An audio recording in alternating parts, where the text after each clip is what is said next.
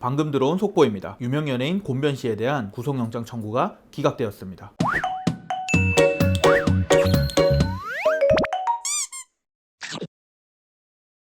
안녕하세요, 곤변입니다. 여러분, 그거 아십니까? 철컹철컹해도 종류가 있습니다. 오늘은 TV나 인터넷을 볼 때 어떤 철컹철컹을 말하는 건지 알려드리도록 하겠습니다. 오늘은 좀 진지 모드로 가겠습니다. 철컹철컹에는 크게 두 가지 종류가 있습니다. 체포하고 구속입니다. 체포는 지금 당장 수갑을 채워서 사람을 데리고 와서 신병을 확보하는 겁니다. 체포를 해서 구금할 수 있는 시간은 48시간인데요. 이렇게 체포가 되면 보통은 경찰서에 있는 유치장으로 간다고 생각을 하시면 됩니다. 구속은 사람을 오랫동안 가둬놓는 겁니다. 구속이 되게 되면 보통은 별도의 시설을 갖춘 구치소로 가게 됩니다. 이 체포랑 구속은 당장 사람의 신체를 끌고 가고 가두는 행위이기 때문에 사람의 가장 기본적인 기본권을 침해하는 행위입니다. 그래서 우리나라 헌법 제12조 제1항은 모든 국민은 신체의 자유를 가진다 라고 규정하고 있고, 형사소송법에서도 이 체포랑 구속에 관련해서는 매우 자세하고 치밀한 규정을 두고 있습니다. 국가기관인 경찰, 검찰, 법원은 당연히 이 헌법과 형사소송법에 규정된 절차들을 모두 준수할 의무가 있겠죠. 변호사는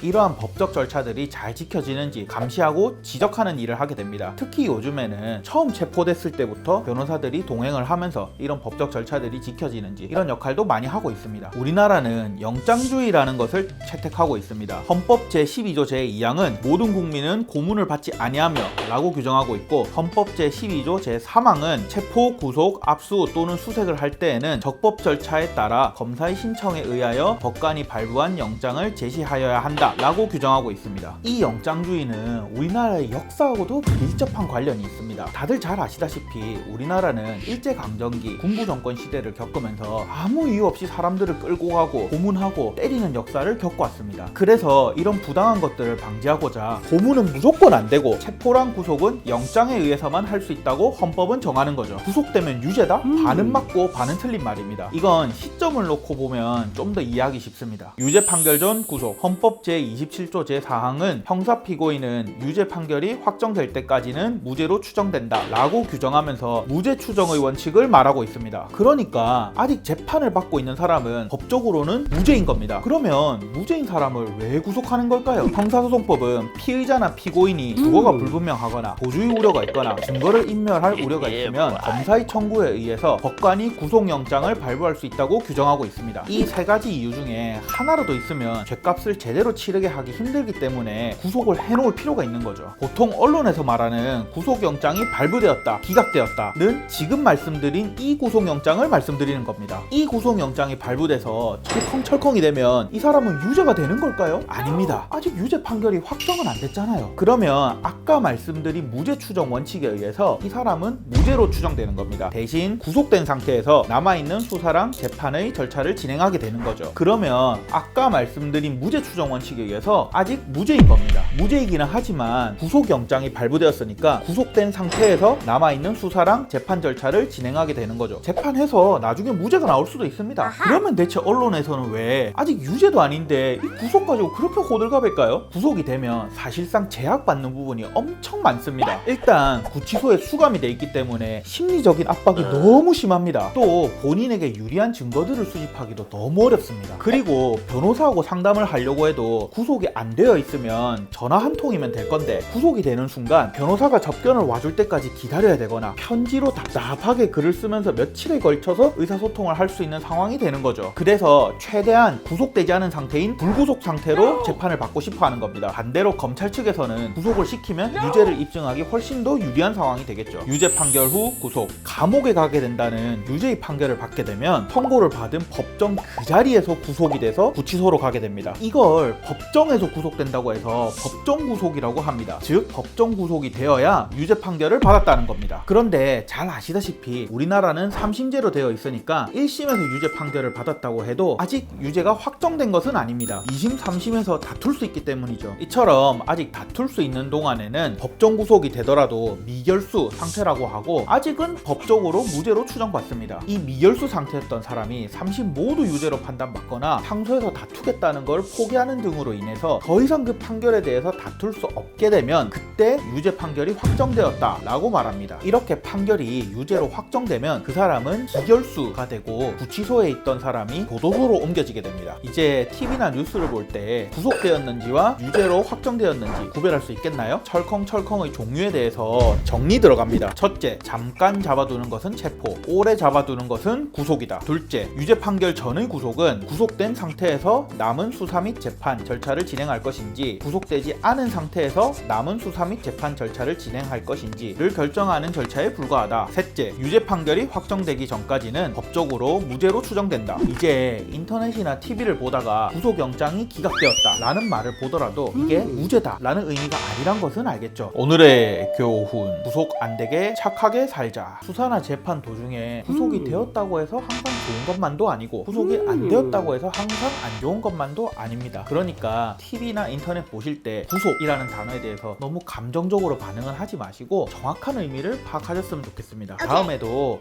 또 재밌고 유익한 영상으로 찾아뵙겠습니다. 감사합니다.